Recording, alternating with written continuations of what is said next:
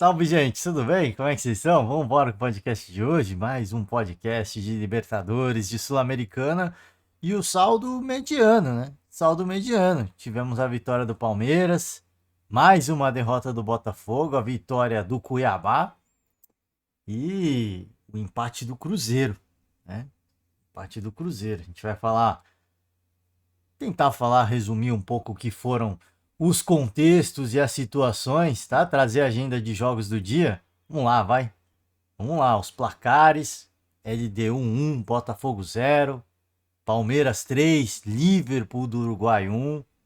Sofreu um perrenguinho o Palmeiras no primeiro tempo. Em Metropolitano 0, Cuiabá 2, dois gols do Daverson.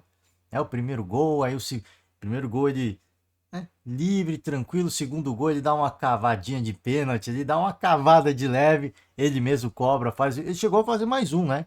Tava impedido, tava irregular. E aqui o Cruzeiro, né? Conseguiu empatar com a Aliança Petroleira. Depois de. Conseguiu tomar, né? Não é conseguiu empatar, conseguiu tomar o empate da Aliança Petroleira depois de marcar 3 gols. É assim, coisa de louco. Né? Coisa de louco. Bom, começar aqui na ordem dos jogos, né? Começando às 19 horas. Começou às 19 horas, LDU e Botafogo. A gente. Quando a gente vai falar de altitude, né, é sempre um ponto importante a ser colocado na mesa, né? Nunca é uma desculpa, obviamente, nunca é uma desculpa, mas é sempre um contexto relevante a ser colocado na mesa. É sempre um aspecto do jogo que ele muda muita coisa, ele mexe com muita coisa. As equipes têm que ter estratégias diferentes para jogar na altitude. Você pode ser uma equipe muito vertical, que busca o gol, mas na altitude você tem que mudar a sua postura. Você tem que economizar o fôlego, né? Você tem que reservar as suas energias para um jogo na altitude. A menos que você jogue como o Fluminense, que não joga tanto na correria, tenta, né, encurtar os espaços, correr um pouco menos, se compactar ao máximo que dá, mas fora isso, você vai precisar correr muito. E nessa correria que é natural do jogo, né? Dessas movimentações, de buscar uma transição, de, de recompor o sistema defensivo, é necessário fazer uma gestão de energia, porque a altitude cobra o teu preço, né? A altitude cobra o seu preço, né? Teu não, seu. A altitude cobra o seu preço. E a gente entende, né? A gente tem um entendimento que nesse tipo de jogo, talvez você tenha que recuar um pouco mais. Você tem que ser um pouco mais defensivo, que o adversário, que é o dono da casa, ele vai propor mais o jogo, ele vai ser mais agressivo. Isso costuma acontecer, isso é uma postura natural, porque eles estão adaptados a esse tipo de ambiente, né? A esse tipo de situação. E eles, para eles, é um jogo comum. E do outro lado, eles enfrentam uma equipe que não está adaptada a isso, que naturalmente, pô, vamos poupar um pouquinho de energia aqui, vamos, né, dar uma gastada um pouco mais no momento ou outro, quando a gente entender que o jogo tá bom pro nosso favor. A verdade é que o Botafogo ainda insistiu nesse jogo. A gente pode discutir questões, mudanças táticas, né, opções utilizadas pelo Arthur Jorge. Eu acho que, assim, primeira coisa, tem a coisa da altitude, que eu não acho que é uma desculpa. Segunda coisa, primeiro jogo do Arthur Jorge como treinador do Botafogo, chegou agora. Né? Terceira coisa, o time não está entrosado. Assim, uma mudança de trabalho recente, ficou um tempo com o interino, veio o treinador agora de fato no início, talvez a competição mais importante para qualquer equipe brasileira, né? Depois de perder um jogo de forma humilhante no Newton Santos, onde Arthur Jorge estava ali, né? No camarote, acompanhando. Aquele dia o técnico português tinha chego no Brasil, né? Então teve a mudança recente de comando técnico, e aí a gente vai pontuando, né? E a gente tem um dirigente, um dono da SAF do Botafogo, que está mais interessado em aparecer nos sites de fofoca do que fazer a gestão do futebol da forma correta. Porque se assim tivesse o feito, Arthur Jorge ou qualquer outro treinador já estaria no Botafogo há mais tempo e já tentaria consolidar um trabalho melhor. Então esse início de Libertadores do Botafogo, ele não é ao acaso. A gente não pode culpar só os jogadores, só o treinador. Aliás, o treinador não tem culpa nenhuma, na minha opinião. Por isso que eu pontuei que a gente discutir quem entrou no jogo, entrou com 4 atacantes. Isso pouco importa. Esse tipo de discussão, para mim, não cabe nesse momento, porque ele chegou agora. A discussão que tem que ter em torno do Botafogo é muito mais profunda em relação à figura do dirigente. De um dirigente que gosta, não sei, gosta de estar nas capas dos noticiários esportivos, dos sites esportivos, dos jornais esportivos, jornais impressos, revistas esportivas, de ser falado, de ser comentado, de ser debatido. É uma vaidade, um ego. E tá aí o resultado, né? O resultado é esse. A partir do momento em que você abre mão da coisa mais importante para uma equipe de futebol, que é o futebol, o resultado é esse. Não tem outro resultado possível. Não tem outro resultado possível. A gente viu um elenco de galácticos do Flamengo jogar um futebol pobre, jogar um futebol extremamente pobre, sob o comando do então técnico português Vitor Pereira. Então, sob o comando de Sampaoli também, né? Jorge Sampaoli. Então ficam essas questões no ar. Que a gente fica. Se um elenco como o Flamengo, um time galáctico, não conseguiu render com treinadores até razoáveis, não tinha ambiente. Não tinha ambiente. Mas o Vitor Pereira, no finalzinho de Corinthians, fez um bom trabalho. Conseguiu, levou tempo, mas conseguiu. O Sampaoli fez um trabalho excepcional no Santos e um bom trabalho no Atlético Mineiro. Ou seja, não são treinadores ruins. Só não deu liga. Se o Flamengo, com um time de galáctico, futebol bagunçado, não rendeu, com todo o respeito do mundo, a equipe do Botafogo. O Botafogo não vai render. E de longe vai render perto do que o Flamengo conseguiu render naquela bagunça que foi esse período tumultuado, né? Que agora está tudo sanado com o técnico Tite. Então, eu acho que assim, a gente pode falar do jogo, muitos programas esportivos estão aí, eles vão falar sobre o jogo, e tem que ser falado sobre o jogo, tá?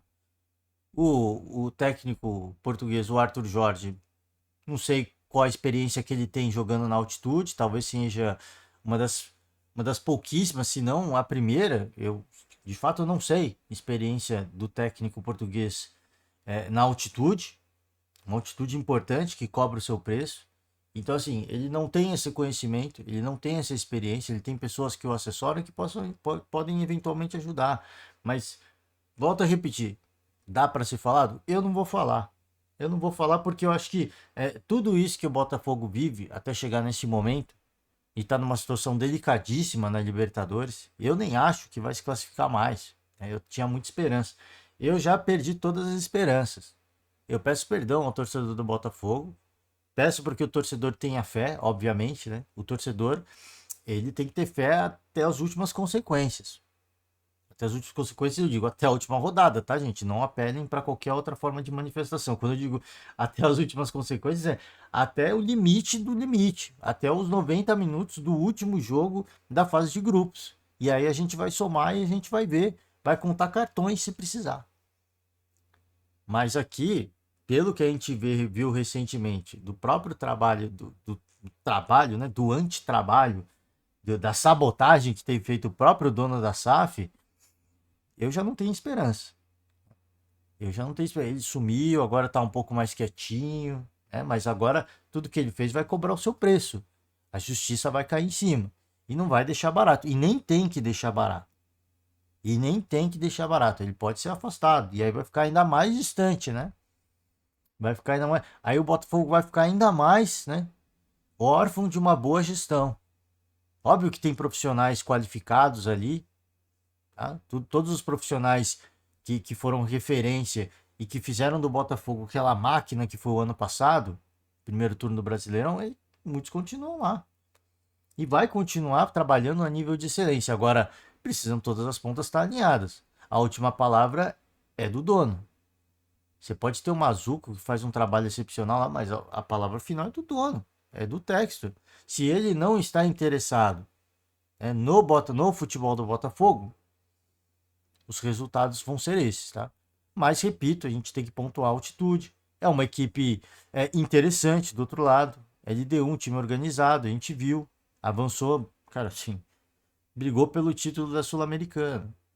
Né? Brigou pelo título da Sul-Americana. Então, a gente tem que entender, né?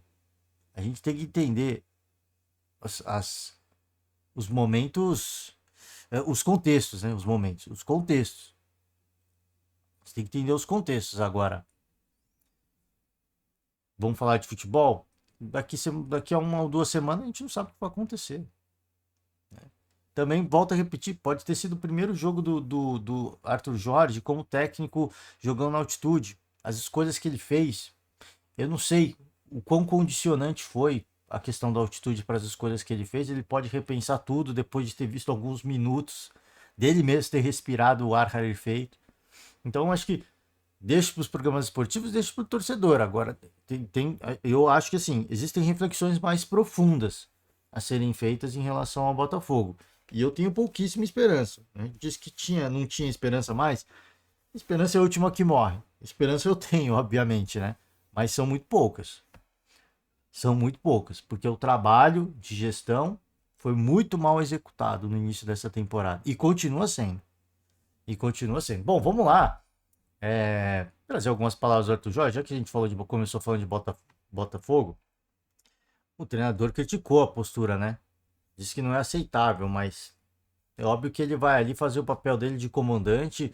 Aquilo que procuramos depois de algum tempo de trabalho, que não foi muito, né? Um período de trabalho muito curto. O que deu para fazer? Nada, né? É apenas a mobilização, o aspecto psicológico. Foi trazer uma ideia de jogo que trouxesse uma característica que nós, enquanto comissão técnica, pretendemos implementar no Botafogo. Então, essas primeiras palavras do Arthur Jorge, esse que eu falo assim, a gente fica divagando e fazendo reflexões, mas aparentemente ele tentou fazer o Botafogo jogar na altitude como ele tentaria fazer jogando ao nível do mar. Foi um erro crasso, tá? Foi um erro crasso. O Botafogo não jogou, essa é a verdade. Não falei do jogo? O Botafogo inexistiu nessa partida. Teve uma oportunidade só que foi meia boca, com todo respeito, mas inexistiu. Foi um massacre, foi uma pressão absurda e o LDU saiu com um gol por questões assim, de falta de qualidade, né? Que eu falei, é um time ajeitado, organizadinho, mas né, só não chegou porque, pô, faltou um pouquinho de qualidade, né? Enfim, a verdade é que nós, jogando com dois atacantes mais fixos e dois atacantes mais nos corredores, procuramos criar condições de ter uma equipe mais ofensiva, que possa procurar com mais critério o gol do adversário. E acho que foi mesmo na questão do critério que falhamos no primeiro tempo. Fomos uma equipe com muitos erros. Uma equipe que sofre um gol e um arremesso lateral, nesse nível de competição, dessa forma, não é aceitável. O gol é uma loucura, né? O gol é uma loucura, mas se ele está criticando que não é aceitável, não, então ele tem que fazer uma reflexão sobre o próprio trabalho, porque o posicionamento, o esquema defensivo, o posicionamento defensivo é um reflexo do trabalho dele. Apesar de ter tido pouquíssimo tempo, é um reflexo do trabalho dele. Não adianta só ali pensar em dois atacantes físicos, dois atacantes mais como pontas, né, um pouco mais móveis, enfim. É legal, louvável a ideia dele. Agora, o posicionamento defensivo no primeiro gol dele deu uma vergonha. É uma vergonha. Isso é um reflexo do trabalho dele também, né? Então, assim, não é aceitável. Então, o trabalho dele, todo respeito, senhor Arthur Jorge, acho que é olhar no espelho, né? Talvez essa crítica ele tenha estendido a ele também, não sei. Não sei, né? Pode ter sido também, né? Questão de olhar para o espelho e falar para si mesmo que isso não é aceitável. A gente tem que ajeitar a casa, tá? Vamos lá, vamos de Palmeiras e Liverpool do Uruguai. 3-1, o Liverpool, comecinho do jogo, faz um gol muito cedo. Cobrança de falta, rebote e o consagrado do Liverpool faz o gol aos 3 minutos de jogo. Ficou na revisão do árbitro de vídeo por muito e muito tempo, tá? Por muito e muito tempo. Uma situação incômoda, não preciso nem falar, né? Eu sempre falo aqui, né? A gente critica muito os árbitros brasileiros, mas árbitro ruim tem em todo lugar. Árbitro ruim tem em todo lugar, lamentavelmente. E na Libertadores e na Sul-Americana não é diferente. Revisaram ali e tal. Era uma coisa assim, de 1, 2 minutos, dar o gol pros caras, porque não tem que ficar caçando ali, né? Tem muito que ficar caçando. Gol validado, Palmeiras uma bagunça, uma bagunça, um time de peladeiros. Não é a primeira vez que acontece isso com o Palmeiras. Eu acho que eu falei sobre isso no jogo contra o Santos. No jogo contra o Santos, se eu não estou enganado. Se eu não estou enganado. Parecia um time de peladeiros depois de tomar o gol do Liverpool.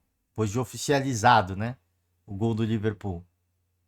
Um desespero, cada um querendo ser herói, e na defesa, dois, três correndo atrás da bola, né?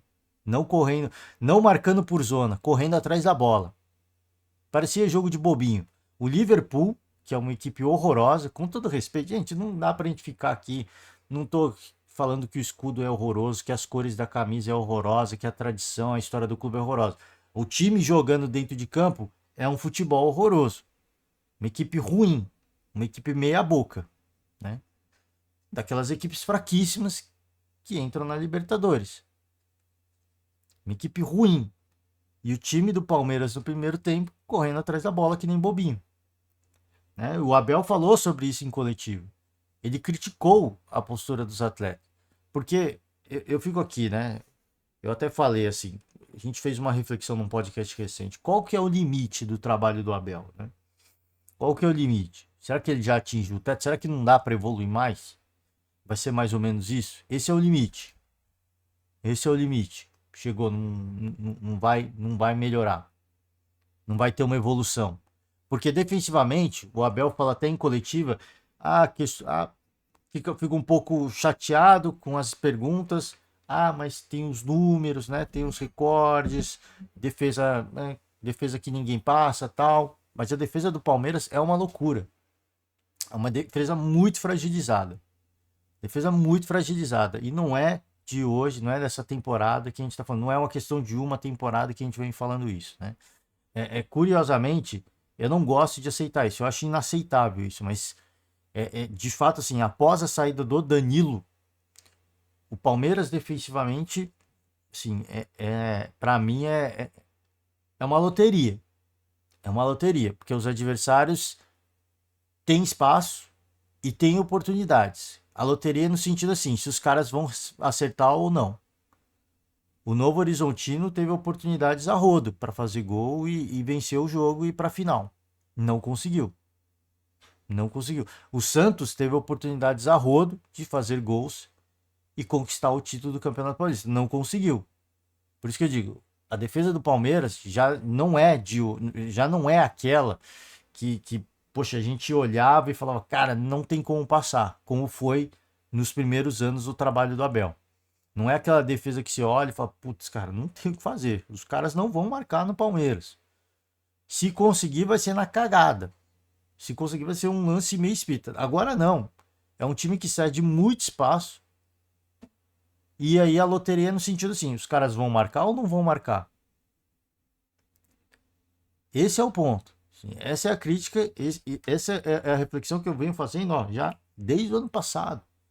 E a gente fica insistentemente falando sobre isso, mas o Abel não me parece muito preocupado em ajustar, porque toda vez que ele é perguntado sobre isso, ele fica meio chateado, né? Então, assim, o treinador, lamentavelmente, para mim, me parece não estar interessado em melhorar, em solidificar os comportamentos, as dinâmicas defensivas do Palmeiras. Tudo bem, ele quer ser um treinador ofensivo, quer ser reconhecido como. Porque ele já foi, né? Já foi rotulado como retranqueiro. Eu acho que isso o ofendeu de uma maneira assim muito profunda e hoje ele se preocupa muito mais com o ataque. Só que o Palmeiras não é um time que marca muitos gols. Quer dizer, marca muitos gols, mas não é sempre, né? Tem partidas e partidas. Contra o Santos, na Vila Belmiro, teve oportunidades e não conseguiu balançar a rede. Então vão ter jogos e jogos. Aquela máxima do futebol, quem marca gols ganha jogos, mas quem defende bem, né, que é o melhor ataque ganha jogos. A melhor defesa ganha campeonatos. E numa Libertadores, o Abel já sabe disso, né? O Abel sabe disso, ó. Se você não tem uma equipe sólida defensivamente, foi assim que ele foi bicampeão da Libertadores, né? Foi assim que ele foi campeão da Libertadores. E ele pode até criticar os atletas. Pô, faltou ali. Eu fico chateado porque a gente trabalha, né? A gente pede para tomar um gol, não tem nada perdido. Vamos focar no nosso trabalho, o posicionamento dentro de campo, mas isso é um reflexo do trabalho dele também. Óbvio que a gente acredita aos atletas uma parcela de culpa grande. De ter, como eu falei, virou um time de peladeiro no primeiro tempo. Virou um caos, né? Virou um caos. E eu, se fosse o Abel, estaria muito preocupado. Porque não dá para disputar um título de Libertadores dessa forma. Não tem como. Uma hora vai cobrar o preço. Essa postura, esse comportamento, essa dinâmica de um time de cabeça quente se perder no jogo, vai cobrar o preço. Porque agora é fase de grupos, dá para recuperar o prejuízo. E no mata, como é que vai ser, né?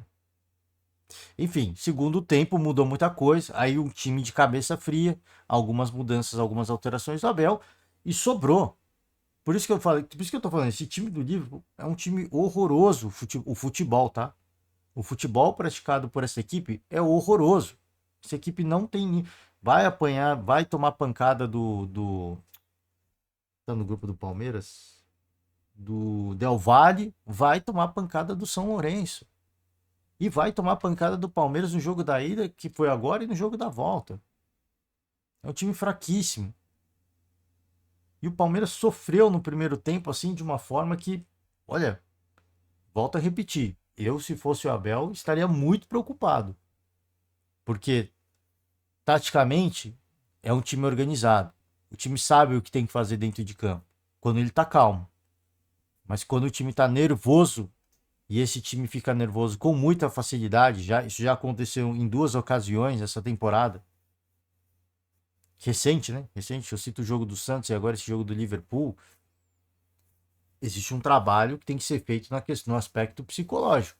Tá? Apesar de ser um time vitorioso, campeão, experiente, é um time muito nervoso neste momento. É um time muito nervoso, tá? E aí sobrou confiança. Teve gol do garoto Estevão, né? Primeiro gol dele no profissional do Palmeiras, uma promessa. A gente vai trazer até a notícia aqui do quanto vale essa joia do Palmeiras. Vamos lá pegar algumas aspas do Abel. Falei, primeiro tempo ruim, terrível do Palmeiras, na minha opinião. Bagunçado. Tem muita coisa para ser revista, na minha opinião. No segundo tempo, aí foi absoluto, né? Foi uma supremacia do Palmeiras. É o Palmeiras que a gente tá acostumado a ver. Vamos lá, vamos pegar algumas aspas do Abel Ferreira. Meus jogadores sabem que quando ligam o modo competitivo, podem ganhar como qualquer equipe. Sei que entramos um pouco desligados, um pouco não, muito. Sofremos o gol cedo e isso condicionou. Não deveria. Não deveria. O gol sai com menos de 5 minutos de jogo.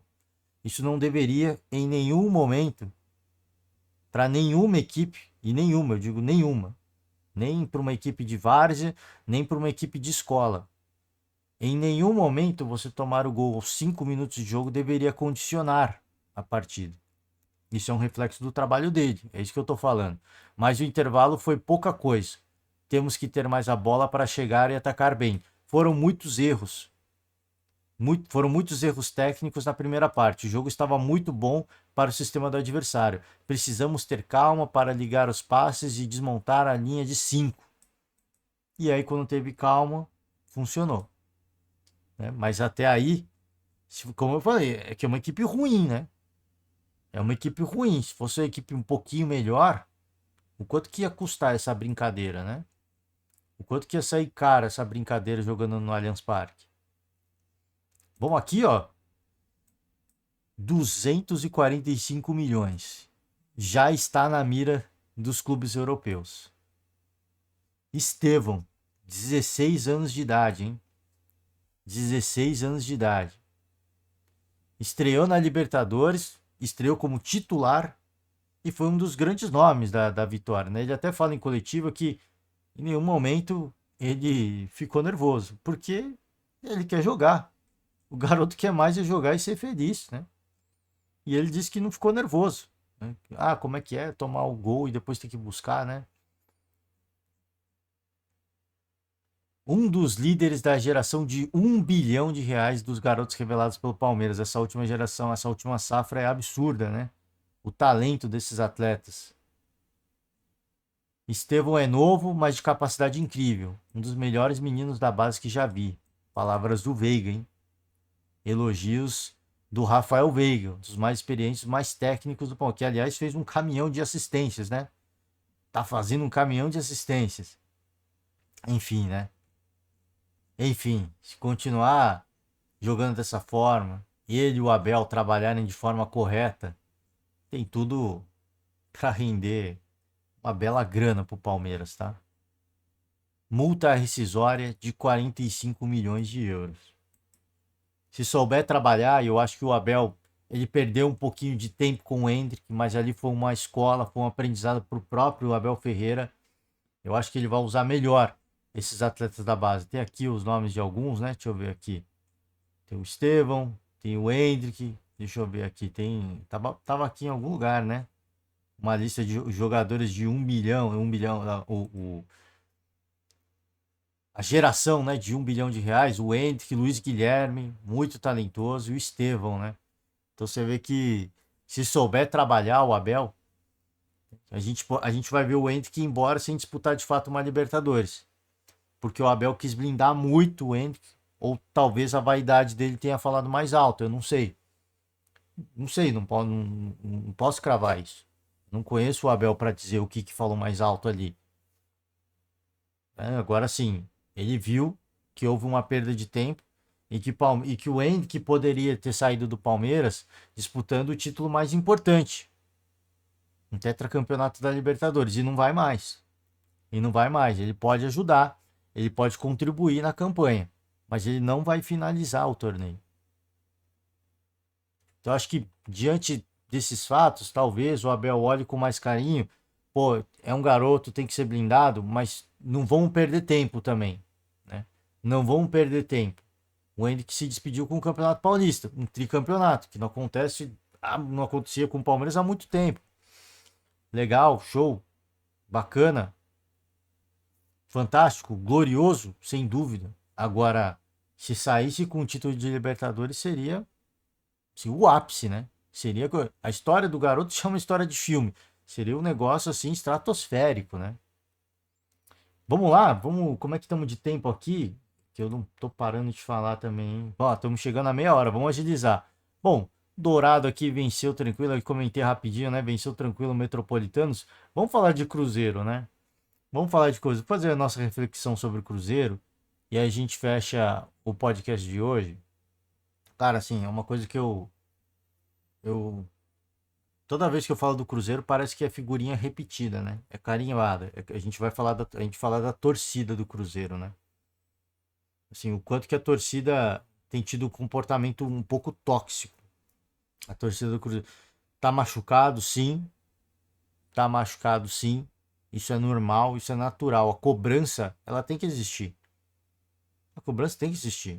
O torcedor que vai pro estádio, vai prestigiar, poxa, também não tem sangue de barata, né?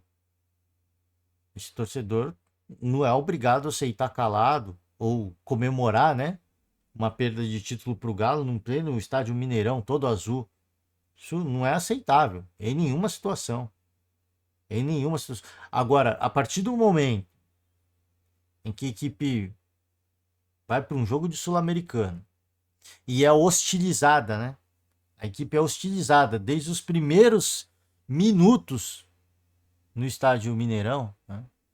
E aí vai, tem o aquecimento, aí o locutor começa a anunciar os nomes do telão, de quem vai ser titular, de quem tá no banco, e é só vaia, e é só vaia, e é só xingamento, desde os primeiros segundos, desde os primeiros segundos não, né?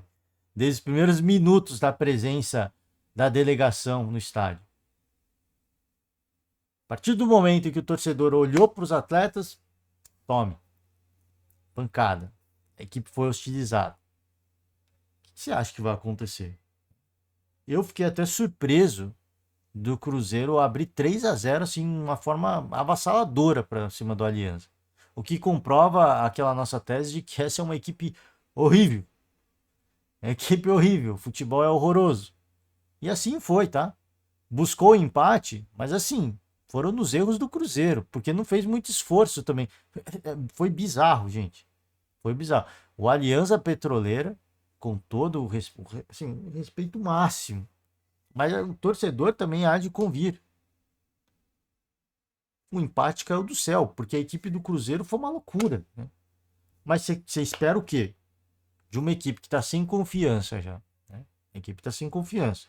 Aí desde os primeiros minutos do contato com o torcedor, é vaia, é xingamento, é hostilidade. Para onde que vai a confiança desse atleta?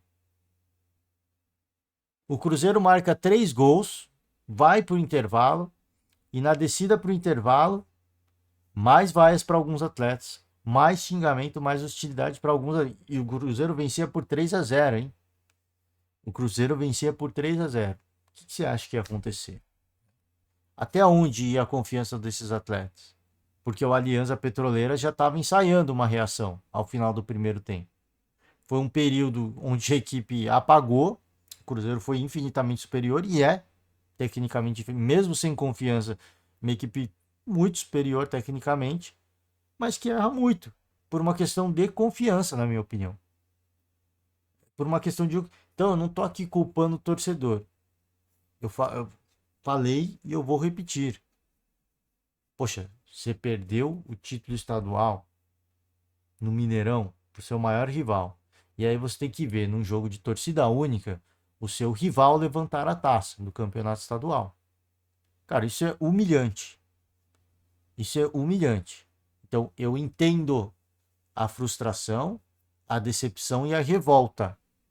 Mas existem horas e existem momentos onde o protesto e o manifesto tem que ser feito. Num jogo onde a sua equipe claramente precisa de confiança para virar essa chave, num jogo de Sul-Americana, começou, pô, legal, não tô feliz, mas vão apoiar, bora pra cima deles, vamos ganhar. Não, é vaia, é xingamento. E aí tá ganhando, a equipe acha que, poxa, estamos ganhando 3-0, agora a galera vem pro nosso lado. Que nada, que nada. Então, assim, não é culpa da torcida, que a torcida se revolta e com razão. E com razão. Mas existe a questão do saber torcer também. Existe a questão do saber torcer. E a relação hoje é uma relação extremamente tóxica e degradante. O empate, para mim, o custo da manifestação da revolta foi tomar um empate da Aliança Petroleira.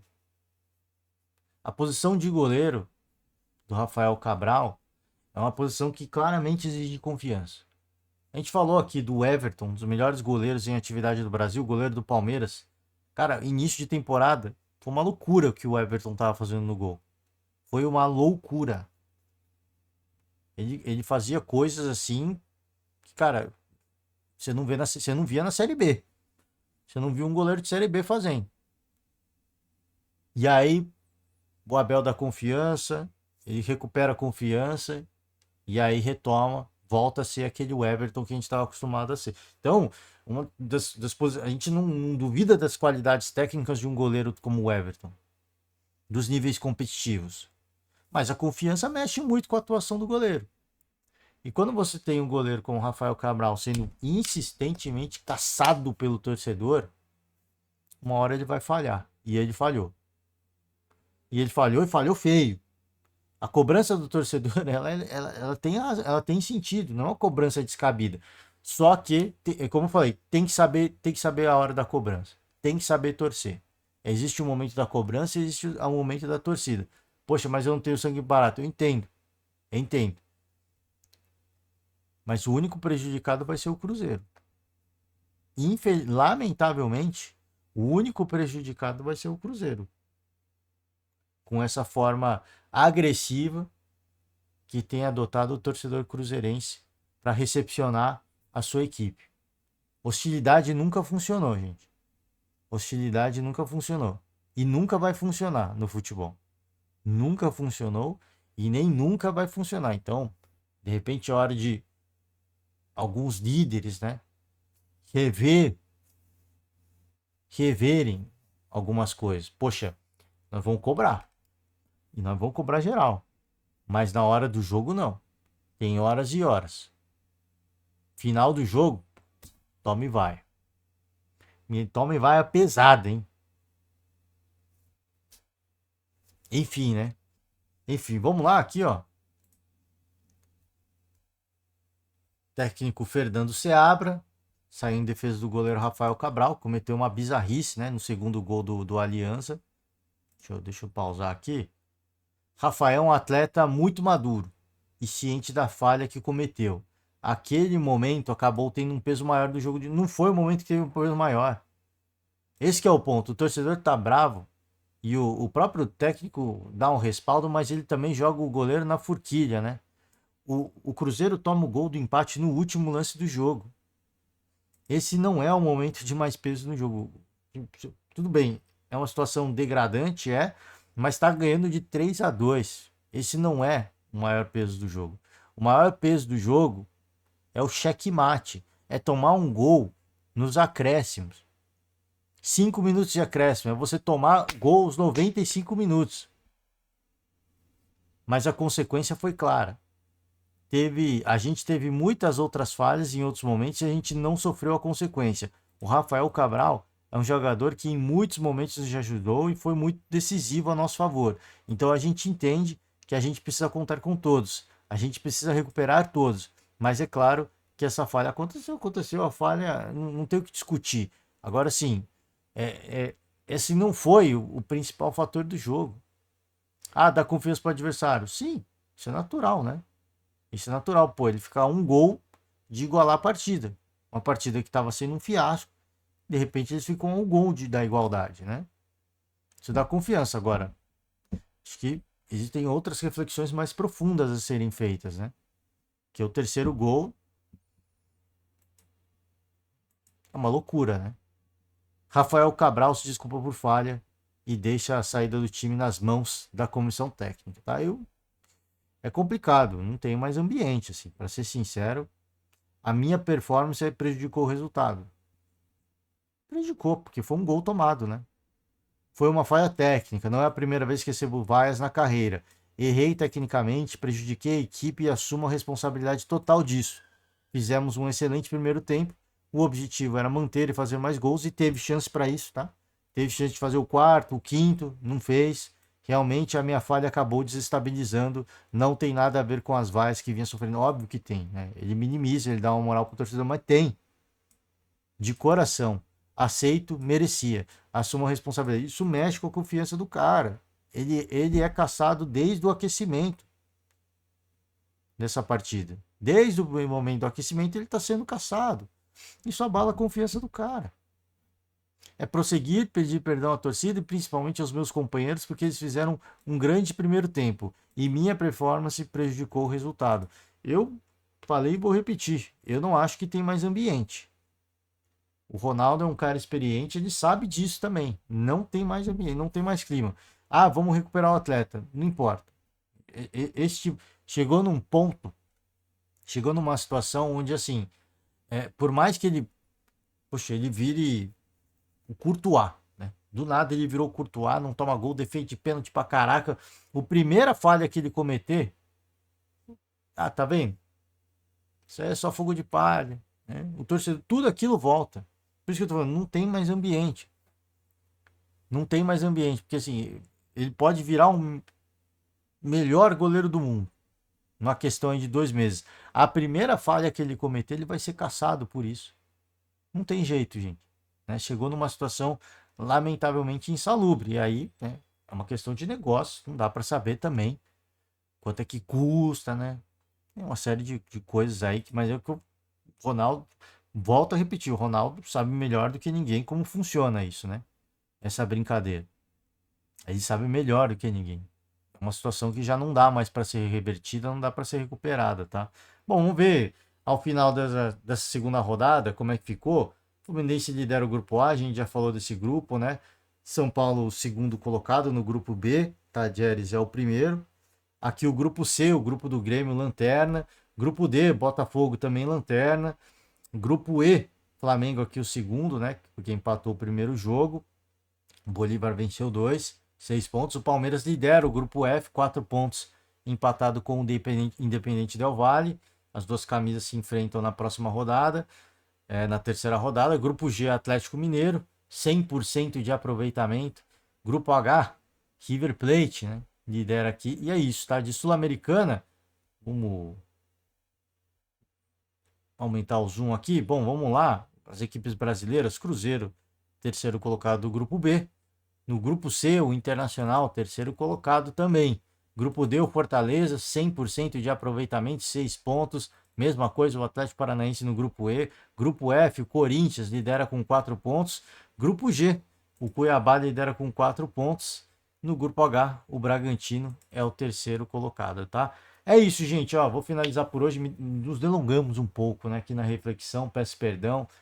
A meta é sempre meia hora, mas não dá. Fica o convite aberto para você que nos acompanhou aqui, acompanhar a coletiva do Abel. Tá uma coletiva boa, mas em alguns momentos também ele volta a ser aquele, né? Aquele, pô, porque opção por tanto, por aqui, aí se ofende, né? Se ofende. Assim, é apenas uma pergunta, ele se ofende, né? Acho que o repórter, o jornalista quer ditar para ele como é que ele tem que jogar. Não, longe disso. É apenas uma pergunta, né? Uma reflexão. Por isso que eu fico nessa, assim, a gente tem visto um comportamento do Palmeiras que a gente vem comentando, que a gente vem falando que está errado, e o treinador, que muitas vezes só recebe uma pergunta e acha que é uma ofensa, eu me pergunto se ele realmente está lidando com os problemas. A habilidade, a idolatria, a capacidade, isso não é questionado. Isso não é questionado. Mas o que eu me pergunto é, será que atingiu o limite? Esse é o limite, então. Não vai ter mais. Não dá para avançar mais. Chegou no limite e é isso. Essa é a pergunta que eu me faço, tá? Então, por isso que eu falo, ouçam as coletivas. Cada vez que eu ouço a coletiva do Abel, eu fico com essa sensação de que, poxa, infelizmente chegou no limite. É isso. É um trabalho excelente. Não estou falando que é um trabalho ruim. Mas pensando em Mundial 2025, aquele super Mundial, para mim não é o bastante. Para mim não é o bastante. Fica aberto o convite a vocês, TV Palmeiras Fã, primeiramente para se inscrever no canal, curtir o vídeo, né? Sempre se inscrevam, curtam o vídeo, apesar mesmo que não goste, né? Para propagar a coletiva pelos ecos aí do YouTube, tá? É isso, gente, ó. Agora sim finalizo. Muito obrigado, você que nos acompanha até aqui. Peço para deixar aquela famosa moral pra gente. Desejar aí uma ótima sexta-feira, juízo, tá, gente? Uma ótima sexta, peguem leve. Ótima sexta-feira, um ótimo final de semana, um forte abraço. Ó, e amanhã nós estamos de volta. Amanhã não, semana que vem. Tchau.